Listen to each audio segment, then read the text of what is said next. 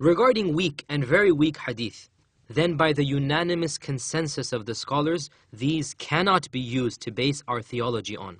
Some scholars were a bit more lax about taking weak hadith in the performance of some voluntary acts of worship, but there is no difference of opinion regarding the inadmissibility of using da'if hadith for aqeedah, for theology.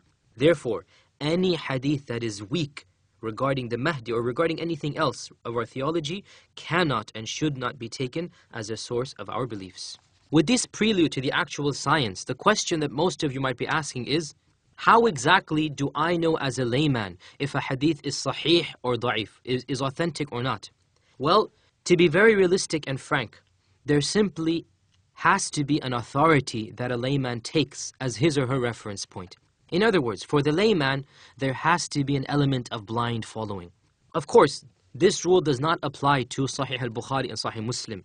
These two books, Bukhari and Muslim, are taken as authentic, and each and every hadith in them, the layperson need not ask anyone else about them, they are authentic. But this cannot be applied to any other work of hadith, including the 4 Sunan works, the Sunan of Abu Dawood and At-Tirmidhi and An-Nasa'i and Ibn Majah. No doubt these 4 books are, for the most part, more authentic than the other books of hadith besides the 2 Sahih works, yet there are in these collections some ahadith which are not authentic, particularly the Sunan of Ibn Majah. It has a significant corpus of weak and very weak and even some fabricated narrations. So the question arises then, the average layman has to follow an authority because he doesn't know how to analyze the hadith himself. Who should he follow? This is a question that each and every person needs to decide for himself if he wishes to have a reference point for hadith. Just like every layperson needs to find a scholar or a few scholars whom he takes as his reference for fiqh, similarly, he should try his best to trust some of the specialists in hadith. And of course, the greatest scholar, or I should say of the greatest scholars of the past, known as the Khatim al-Huffaz or the seal of the hadith masters, is Al-Hafiz Ibn Hajar al-Asqalani, who died in the year 852 after the Hijrah. A great alim and a great muhaddith, and he is the author of probably the most important, in fact it is the most important explanation of Sahih al-Bukhari, Fath al-Bari, and not just of Sahih Bukhari, it is the most important and authoritative explanation written on any hadith book at all.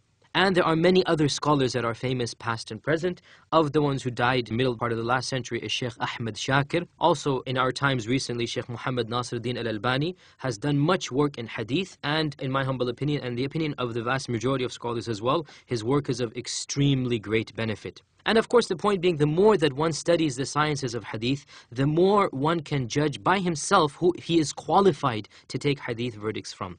With regards to the sources that were used for this series of lectures about the Mahdi, then I would like to state that I personally have checked the hadith isnads of almost all the hadith that have been quoted. And I have also looked at the verdicts of the famous hadith scholars of the past and present. And I have benefited immensely from the verdicts of Al-Hafiz ibn Hajar and Sheikh Ahmed Shakir and Sheikh Nasiruddin al-Albani. And I must mention particularly a work that I benefited from immensely, and that is a master's dissertation presented to Qura University regarding the ahadith of the Mahdi. And this researcher basically compiled all of the ahadith about the Mahdi from the Sunni sources and did an exhaustive analysis of each and every isnad of these ahadith. And one of the benefits of dissertations in general is that it is not just the individual opinion of the researcher, but rather a dissertation reflects the opinions of the researcher, his advisor, and also the defense committee, all of whom are specialists in this case in the science of hadith. The dissertation in question that I used is entitled Al-Mahdi al-Muntadhar fi Daw' al-Ahadith wal-Athar al-Sahiha, which translates as the awaited or the expected Mahdi in light of the authentic ahadith and statements of the companions. And it was submitted by Dr. Abdul Azim al-Bastawi in the year 1398 of the Hijrah, corresponding to 1978. And I also benefited from other books of hadith and the explanations of these books and the books dealing with the signs of the Day of Judgment. And it is my methodology that every single hadith that is quoted in this series of lectures is authentic unless I state otherwise. And in Allah we put our trust.